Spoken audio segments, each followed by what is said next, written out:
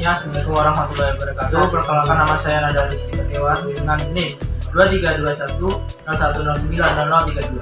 Di sini saya akan mempresentasikan kelompok 1 sampai kelompok 4 matkul studi hadis dan tarbawi.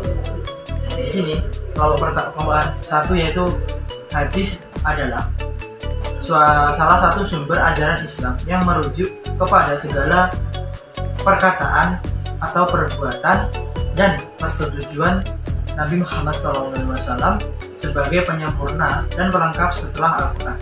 Nah, di sini struktur hadis itu dibagi menjadi 4 teman-teman. Yang pertama itu matan, yang kedua sanad, yang ketiga rawi, dan ketiga adalah lafaz, yang terakhir itu lafaz. Nah, dari kelompok pertama kita beralih ke kelompok yang kedua, yaitu kedudukan dan fungsi hadis. Kedudukan dan fungsi hadis itu merupakan sumber hukum setelah Al-Quran nomor 2. Setelah itu berfungsi sebagai menjelaskan dan memperjelas ayat-ayat dalam Al-Quran serta memberikan panduan yang sangat praktis dalam kehidupan sehari-hari. Kedudukan hadis itu ada 4 teman-teman. Yang pertama yaitu sumber hukum, kedua setelah Al-Quran, yang kedua sebagai pelengkap dalam Al-Quran, yang ketiga penjelas dan penguat Al-Quran, yang terakhir yaitu pedoman hidup umat Islam. Nah, fungsi hadis itu ada 4 teman-teman. Yang pertama itu menjelaskan dan memperinci kandungan dalam Al-Quran, yang kedua menguat perintah Al-Quran, yang ketiga menyebutkan hal yang tidak ada dalam Al-Quran.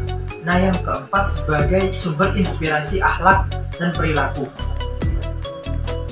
Kehujajahan hadis dalam ilmu hadis merujuk pada tingkat diterimanya hadis sebagai sumber hukum dalam Islam setelah Al-Quran. Nah, itu dibagi menjadi 4. Yang pertama sanad dan matan, yang kedua pembagian hadis, yang ketiga kehujajahan hadis, dan yang keempat pembagian berdasarkan kuantitas periwayat.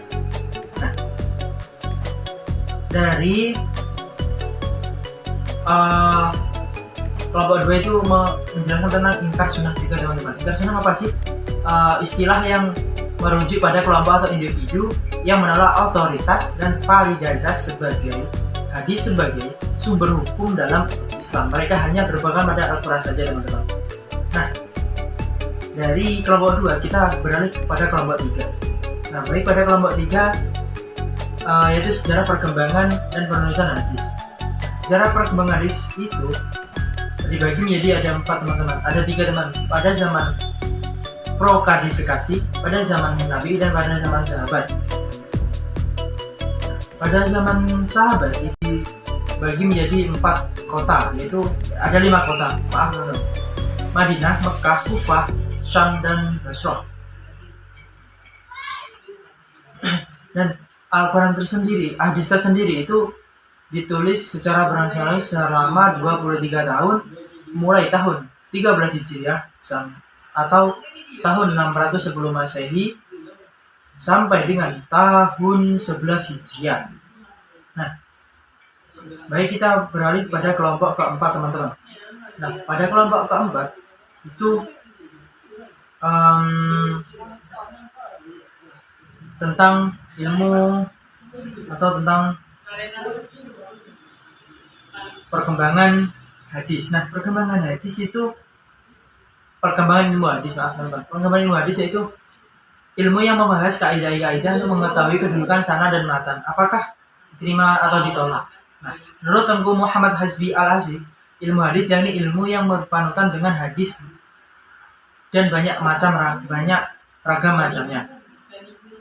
Antara lain cabang-cabang ilmu hadis yaitu ada 7: ilmu rija'ah hadis, ilmu tahri' al-arwah, ilmu al-jarh wal ta'dil, ilmu gharib al-hadis, ilmu nasi wal mansub, ilmu ilal hadis, ilmu mu'atif dan hadis. Nah, sekian dari saya, teman-teman. Kurang lebihnya mohon maaf.